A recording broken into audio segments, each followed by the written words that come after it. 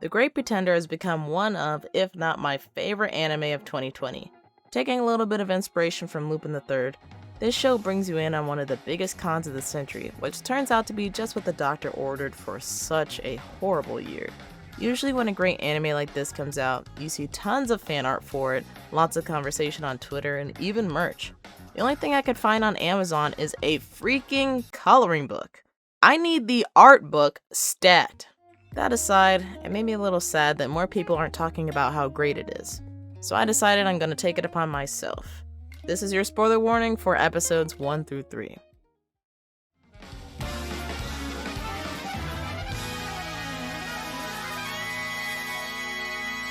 Starting with episode 1, I decided to focus on the visuals because this show makes a huge impression. One of the reasons The Great Pretender is so distinctive to me is the backgrounds. They have a pop art aesthetic with bright colors that bring light into most every scene. Even when the colors are cooler or darker, the use of light still makes each location feel lived in and lively. One of the reasons why this is so interesting to me is the fact that a lot of anime I've seen have very cool or dark backgrounds to make the characters stand out from the environment. I feel like GP. Can I call you GP? GP has a style that's a little more realistic, with the people and backgrounds sometimes blending together. Moving away from the environment, one of my favorite things about this show is that most everything has a purpose. For example, Laurent, an experienced con man, uses subliminal messaging to give our character, Makoto Edamura, just enough clues to put the puzzle together. One of my favorite moments of the series actually happens right after Edamura figures out Laurent has brought him into the fold. It reminds me of how my mind was constantly being melted while watching the movie Focus, where Will Smith's character uses a very similar technique. What makes these moments of surprise so much better is the exaggerated, cartoony expressions the characters make. For the most part, they give realistic expressions, so when we finally see a jaw drop or eyes bulge, it makes the moment even more fun and comical. Their character designs also help the audience gravitate towards them.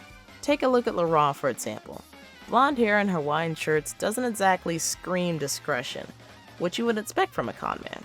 They call for your attention, perhaps to distract you from something else. Since I'm still learning what all's encompassed in sound design, for now let's just say it's the way the environment is created via sound. I'll also be lumping dialogue into this category. Now the interesting and frustrating thing about good sound design is that it's hard to notice. But bad sound design sticks out like a sore thumb. So forgive me as I try to figure out what makes everything tick. Episode 1 is really brilliant in the way that it uses non-American accents to distinguish the differences between the characters and how this story is unique to Edamura. Oh my god. Looks like I need a tunnel to escape.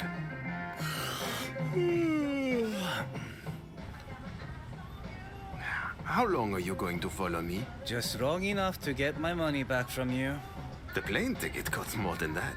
I'm Japan's top scam artist.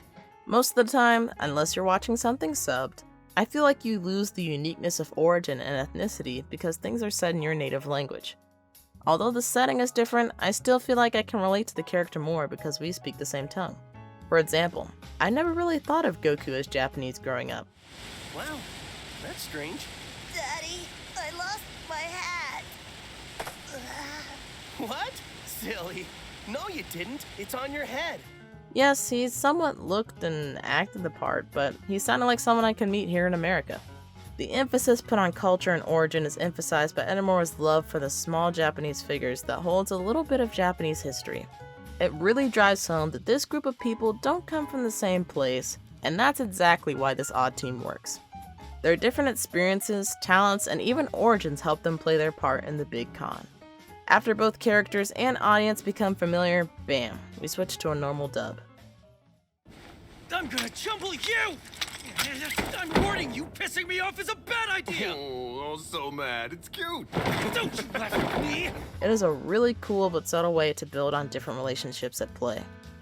Since sound design is a little hard for me to pin down, I have 4 other things that I was really impressed with.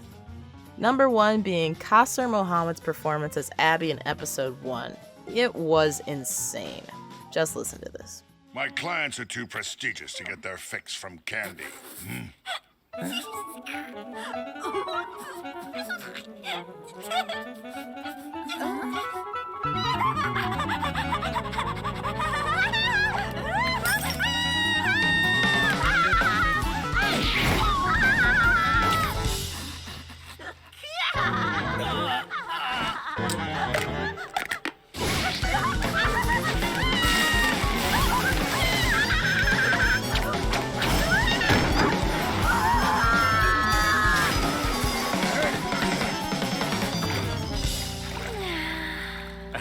that from just one little piece of candy?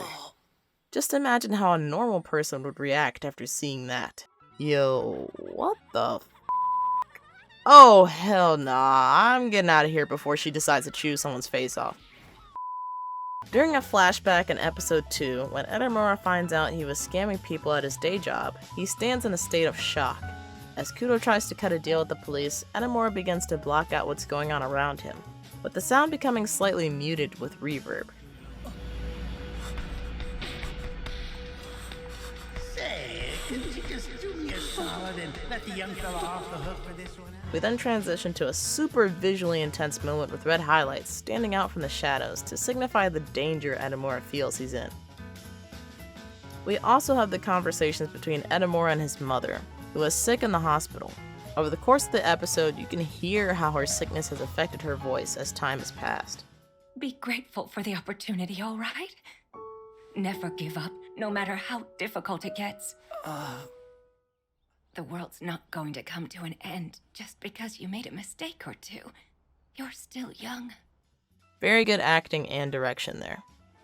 And then something as simple as adding waves of the ocean near the beachfront to complete the atmosphere really puts the cherry on top of it all. The soundtrack features mostly jazz fusion with some breakaways for the softer, more delicate moments of the show. Episode 3's soundtrack has a whole range of emotion, but before we get to that, I have to talk about my favorite musical moment. Now I might be reading too much into this, but during the scene where Edamura sits down with the director to talk about his film, the music coming from the movie player is diegetic in a non-diegetic kind of way. Diabetic? No. Let me explain. So diegetic music is music that we, the audience, and the characters can hear. A good example of this would be the beginning of Into the Spider-Verse, where Miles is bopping to the beat of Sunflower. So non-diegetic music is music that only we, the audience, hears, like the Avengers theme during a battle.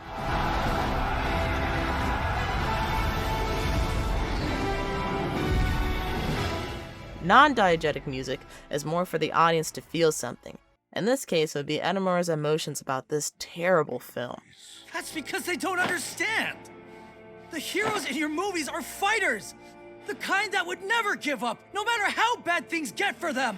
Even when they don't stand a chance, they fight with everything they've got to protect the people they love. The swell of the music drives home that Edamura understands the director's purpose for the film and is moved by it.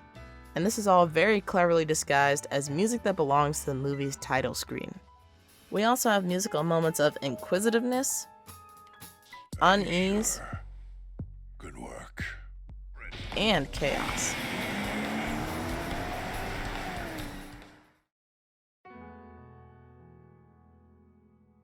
All these elements create the perfect atmosphere for a great story. The story continues to build on these elements as it matures and changes with each arc. The first 3 episodes focus on a kind of coming-of-age story. We follow Edamura as he learns from the confidence men and women, and we'll see how that affects him as a person. He really grows throughout the series, and you'll see he has his reasons for staying in the game. One of my favorite things about any production is watching the chess pieces move and not knowing where they'll go next. Even when I'm able to predict an outcome in GP, it never happens quite the way I thought it would. None of these things could have been done without the following people: director Hiro Kaburage, character designer Yoshiyuki Sadamoto, who did the same for Neo Genesis Evangelion, and story from screenwriter Ryoto Kosawa, who has actually written a TV miniseries and movie called The Confidence Man, interestingly enough. All in collaboration with Wit Studio, making it their 3rd original series following their popular manga adaptations of Attack on Titan and Vinland Saga. As I was doing research for this video, I found a cool little tidbit from Polygon about the end credits song. They reported, in 1987, Queen's Freddie Mercury released his cover of The Great Pretender, a 1955 song performed by the Platters about pretending to be perfectly fine and happy after experiencing a heartbreak that leaves you sad and alone. But as Freddie described in one of his last interviews, the song had additional meaning, mirroring his own feelings about his stage persona and career. In life, the musician said, he pretended to be various characters, all while hiding who he really was and how he was really feeling. Trust me, after watching the show, this quote is going to hit like a ton of bricks.